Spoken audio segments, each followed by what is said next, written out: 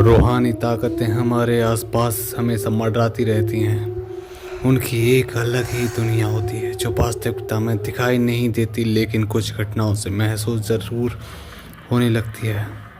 ऐसी एक हवेली के भूत की है। दरअसल एक पुरानी हवेली है जिसमें कई साल पहले राजा महाराजा रहा करते थे, लेकिन अब वह वीरान पड़ी है क्योंकि उन राजाओं के वारिस देश से बाहर जा चुके हैं। हवेली की हालत जर्जर हो चुकी है, अब उसे मरम्मत की ज़रूरत है। इसके लिए शासन के नोटिस के अनुसार संपत्ति के मालिक को सूचित किया जाता है। कुछ दिनों में पूर्व राजाओं के वारिस में से एक लड़की हवेली में अपने बच्चों के साथ दाखिल होती है, जो कि उस जमाने के राजा के नाती की लड़की थी। उसका नाम उर्मिला था। उसके पति की कार एक्सीडेंट में मौत हो चुकी थी। अब वह विधवा हो चुकी थी, लेकिन उसके पास उसका एक बेटा है जो 8 वर्ष का है और वह भी अपनी माँ के साथ हवेली आया है। हवेली बहुत विशाल थी, इसीलिए उसकी साफ सफाई के लिए कई मजदूर बुलाए गए, जिन्हें चप्पे चप्पे की सफाई करने का ठेका दिया गया। किसी को नहीं पता कि हवेली के कोने कोने में कितने खूनी रहस्य छुपे हुए हैं। उर्मिला के आने के बाद हवेली की हवा रूहानी होने लगती है। ऐसा लग रहा था मानो कोई बरसों से इंतजार कर रहा था इस हवेली के वारिस का। एक रात उर्मिला अपने कमरे में अपने बच्चे के साथ सो रही थी। अचानक उसकी खिड़की से एक पक्षी टकराकर मर जाता है। यह घटना अपने आप में असामान्य थी। पक्षी टकराते ही उर्मिला की नींद खुल जाती है और जब वह लाइट जलाकर देखती है तो डर से चीखने लगती है, क्योंकि उस कमरे की खिड़की से एक पक्षी फंसा हुआ था और उसके शरीर से खून की बूंदें फर्श पर गिर रही थी। नज़ारा इतना भयावह था कि वह अपने बच्चे को उठाना नहीं चाहती थी, लेकिन उर्मिला हिम्मत करके उस पक्षी को खिड़की से बाहर फेंक देती है। लेकिन इसके बाद उसे रात भर नींद नहीं आती है और वह सुबह तक जागती रहती है। दरअसल वह जानना चाहती है कि यह किसी की शरारत तो नहीं है। सुबह होते ही वह अपने यहाँ काम कर रहे मजदूरों से जाकर कहती है कि रात को मेरे कमरे में खिड़की पर कोई पक्षी आकर टकराया था और तुरंत मर गया। क्या तुम लोगों में से किसी ने यह हरकत की है? क्योंकि पक्षी खुद व खुद तो खिड़की से नहीं टकरा सकता। मजदूर कहते नहीं, हमने तो खिड़की से नीचे किसी पक्षी को मरा हुआ नहीं देखा।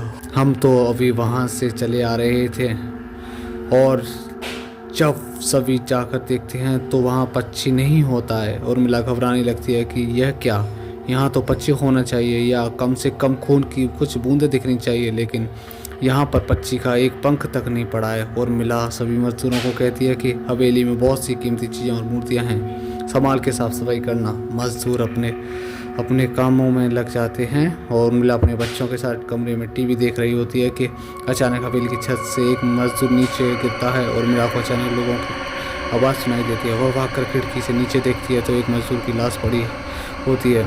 उर्मिला कमरे से नीचे आती है और इसके गिरने के कारण पूछती है। लोगों के जवाब अलग अलग होते हैं। कोई कह रहा होता है कि इसने खुद आत्महत्या की है और कोई कह रहा था यह गलती से गिर गया है। सभी के दावे अलग अलग थे, लेकिन उर्मिला को कुछ अनकही बातें सुनाई दे रही थी। उर्मिला के कान में अचानक एक आहट के साथ आवाज़ आती है, अपने बच्चे को बचा सकती है तो बचा ले। उर्मिला यह वाक्य सुनते ही अपने कमरे की तरफ भागने लगती है। कमरे में उसका बच्चा अकेला टीवी देख रहा होता है। जैसे ही उर्मिला कमरे में पहुंचती है तो उसका बेटा खिड़की से कूदने वाला ही होता है कि उर्मिला उसका पैर पकड़ लेती है और वह खिड़की से लटक जाता है। उर्मिला पूरी ताकत से उसे ऊपर खींचती है, लेकिन बच्चा फिर भी कूदने की जिद कर रहा था। उर्मिला किसी कदर अपने बच्चे को काबू में करती है और कमरे के बाहर आ जाती है। वह मजदूरों से पूछती है, बताओ क्या है इस हवेली में, क्योंकि ये बच्चा तो ऐसा नहीं कर सकता और अभी यह सब जो हो रहा है कुछ अलग ही चल रहा है। तभी एक बूढ़ा मजदूर उर्मिला से कहता है, बेटी ज़्यादा जानना हो तो अपने पूर्वजों की कहानी पढ़ो, तभी तुम्हें इस हवेली का इतिहास पता लगेगा। इस हवेली की कहानी की किताब इसी गांव के सरपंच के घर में रखी होती है, जो कि बहुत साल पहले मर चुके थे, लेकिन अब भी उनके बेटों के पास वह किताब मौजूद है। उर्मिला सरपंच के घर पहुंचती है और किताब ले लेती है। किताब पढ़ते ही उसे पता चलता है कि इस हवेली में एक नौकर नौकरानी भी थे जिनके बीच में बहुत प्यार था। वह कई सालों से हवेली की सेवा कर रहे थे, लेकिन एक बार रानी के शाही गहने चोरी हो गए और उसके शंका में राजा ने नौकरानी को चोरी की सजा दी और उसे जिंदा दफना दिया गया। उसके गम में उसके पति ने भी अपनी जान दे दी। इसके 1 महीने बाद ही उस राजा ने अपनी ही तलवार अपने गले में घुसेड़ कर आत्महत्या कर ली। उसके बाद छोटे मोटे हादसे हवेली में होने लगे, जिस वजह से यह हवेली हमेशा के लिए बंद कर दी गई। कई सालों के बाद वहाँ कोई आया है, जिससे वहाँ रहने वाली आत्मा को मौका मिल गया फिर से बदला लेने का। उर्मिला हवेली का रहस्य जानकर वहाँ से जाना चाहती है, क्योंकि उसे अपने बच्चे की चिंता है। इसलिए वह रात में ही कार लेकर एयरपोर्ट के लिए निकल जाती है। अचानक रास्ते में उसकी कार का एक्सीडेंट हो जाता है और कार पलट कर उल्टा हो जाती है, लेकिन दोनों को कोई नुकसान नहीं होता है। उर्मिला अपने बच्चे को बाहर निकाल लेती है और सुनसान सड़क पर भागने लगती है।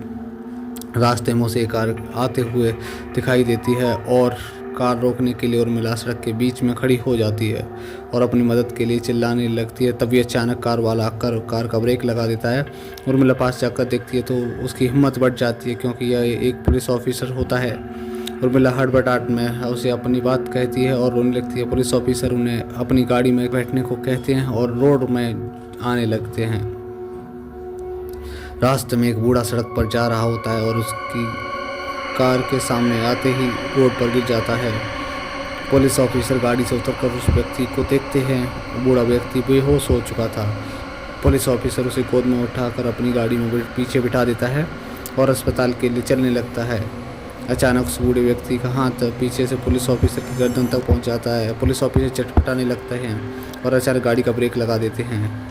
गाड़ी की स्पीड कम होने की वजह से वह कार वहीं खड़ी हो जाती है और ऑफिसर अपनी गन निकाल कर बूढ़े की तरफ निशाना लगाकर गोली चला देता है।